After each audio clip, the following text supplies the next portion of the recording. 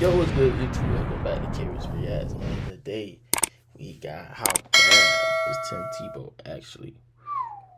Man, make sure you hit that subscribe button because we is on the road to 1,000. And this is a live reaction, a real reaction. So whatever you see my reaction of this, just know it is my first time seeing this video. So let's get into it, man. If we graded athletes off their celebrity, there's no doubt that Tim Tebow would be an A-lister. In football, there's only a few names even in his stratosphere. The crazy thing is that most of those names, Tom Brady, Patrick Mahomes, OBJ, Derrick Henry, they are superstar players. Tim Tebow? Not so much. That didn't stop the world from going crazy for his last run in the NFL. So let's get to the bottom of it. How bad was Tim Tebow actually? Sheesh. Tebow had a one-of-a-kind upbringing.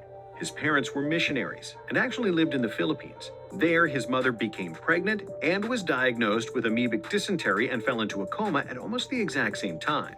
With the lack of technology in the Philippines and the bleak, dire situation his mother was in, doctors recommended that they decide not to have the child.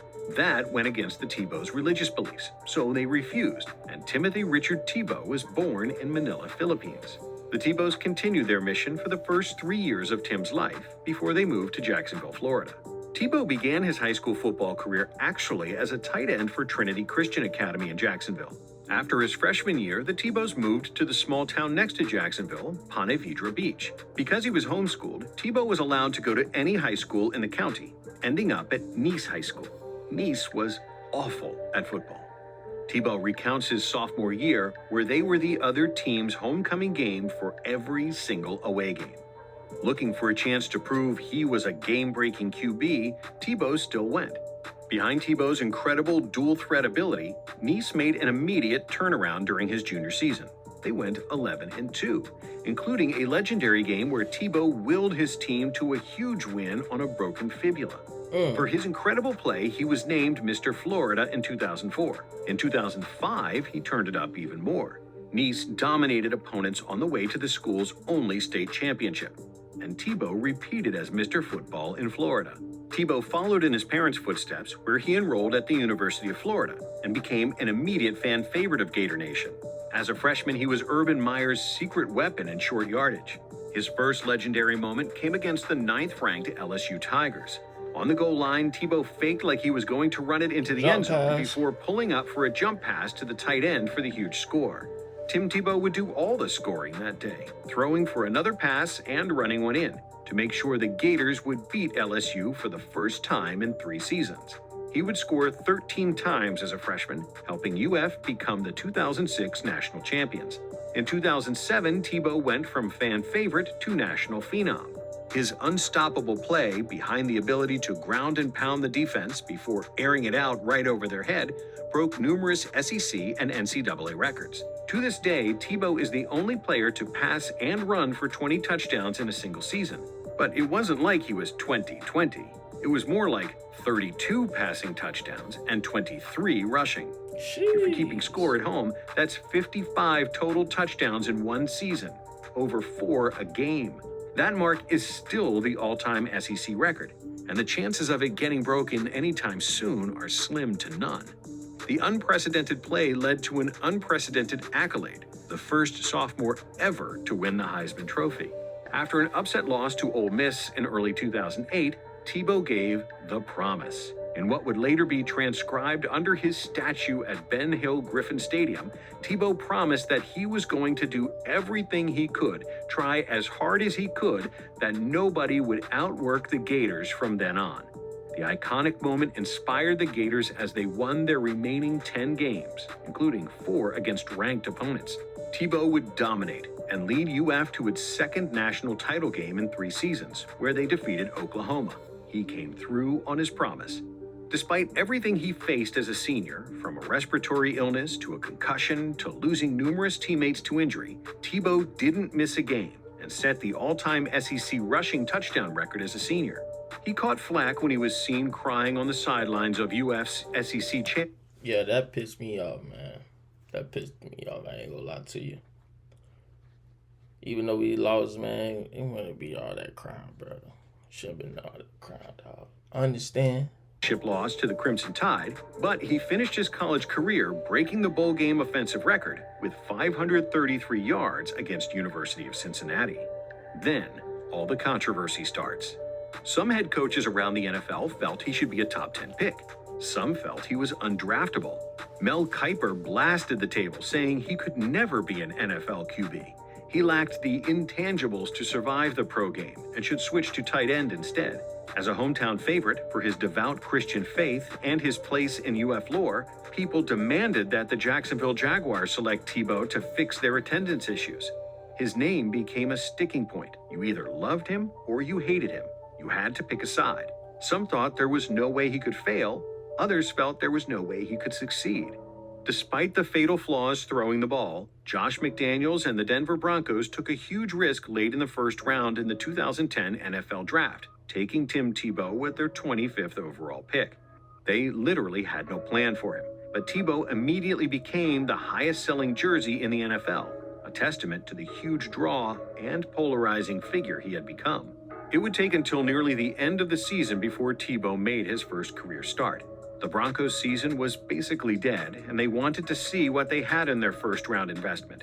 What they had was an inaccurate fullback at quarterback. He was the most unconventional passer the game's ever seen, with a wonky motion and no ability to read coverages, and a desire to take off and try to truck guys who were now bigger and stronger than him.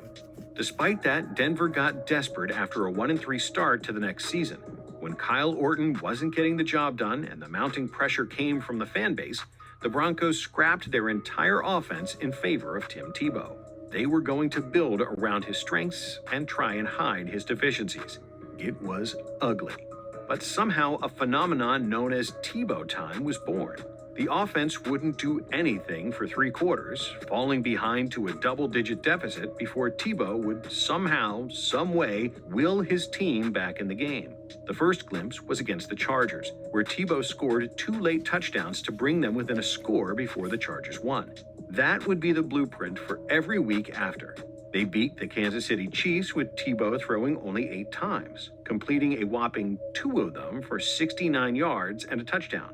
He couldn't complete passes, but the Broncos were winning behind their stingy defense and clutch QB. They played the New York Jets on Thursday Night Football, and Tebow time went prime time. Down 13-10 with 6 to go, Tebow put Denver on his back, wheeling them down the field before a massive 20-yard touchdown run sealed the comeback with less than a minute left. He was the talk of the world. Less than a week later, he would do it again. Like clockwork, the Broncos would need a huge offensive play late, and Tebow came through. He led them to an overtime victory, a 3rd straight comeback win. Against the Bears, Tebow had us starting to believe in miracles. They were down 10-0 with 2 minutes remaining in the game when Tebow led them on back-to-back scoring drives to force overtime, where he bullied Chicago down the field for the game-winning kick. Just as it blew up, it seemed Tebow time's 15 minutes of fame was coming to an end. He was awful to finish the season. The Broncos lost their final 3 games, and Tebow threw more pick-sixes than he did touchdowns. But Denver lucked into the playoffs when the Raiders blew their chance in the final week after a loss. Tebow ended 2011 by breaking a record you never want to break, the least accurate quarterback of all time. His 46% completion rate made him the first QB to ever start 10 games and complete less than half of his throws. In those starts, he completed half his passes only 4 times. Despite all that, Tebow time wasn't over yet. The Broncos came in the underdogs to the Pittsburgh Steelers in the wild card round. Nobody gave them a chance. What they didn't know was Tebow was about to throw for his first and only 300-yard passing game. Big plays came in bunches. Tebow completed just 10 of his 21 passes, but they went for an average of 31.6 yards of completion. It would be his 10th pass on the first play of overtime that would be the biggest. 80 yards away, Tebow threw a strike over the middle to Demaryius Thomas, who broke a tackle and scampered all the way to history. Tebow led Denver from 1-3 to the second round of the playoffs. Bill Belichick's Patriots grounded them quickly, demolishing Denver 45-10 the next week, with Tebow completing a disgusting 34% of his passes.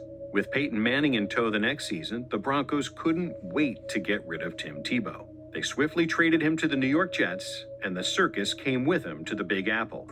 Tebow brought little to the Jets on the field and created nothing but controversy off. The fan base didn't believe in Mark Sanchez and wanted some Tebow time of their own, but they never got it. Tebow played more special teams than he did quarterback, throwing just 8 passes and not scoring a single time. The Jets cut him right after the season. He would get one last shot at NFL QB when the Patriots signed him. Unfortunately, Tebow just wasn't a very good quarterback, plain and simple. He blew in 2 preseason games, completing 4 of 12 in the first game and backing it up by making that performance look great. A 1 for 7, -1 yards, 1 interception showing. With a passer rating of a 0, that should have been it for him. But we love some Tebow. He would get another shot with the Eagles, where he, you guessed it, just kind of sucked. And because we love Tebow so much, he got another shot after being away from football for 6 years. This time, he gave up his NFL quarterback dreams to play tight end for his hometown Jags. The problem is, he was 34 and never played tight end. Unsurprisingly, he was dreadful at the position. It took just one viral meme attempt at a block for the Jags to unceremoniously cut Tebow. Look, Tim Tebow is among the greatest college football players of all time. He's a great role model no matter where you sit on his bandwagon. Unfortunately, Tim Tebow is also the most inaccurate NFL quarterback of all time. So, how bad was Tim Tebow actually? Bad. Like, really bad. But in the reality TV show that is the NFL, Tebow time made for one hell of an episode. Hey, man. Yeah. Hey, man, I hope y'all enjoyed this video, man. Y'all let me know how y'all feel in the comment section, man. See y'all next one.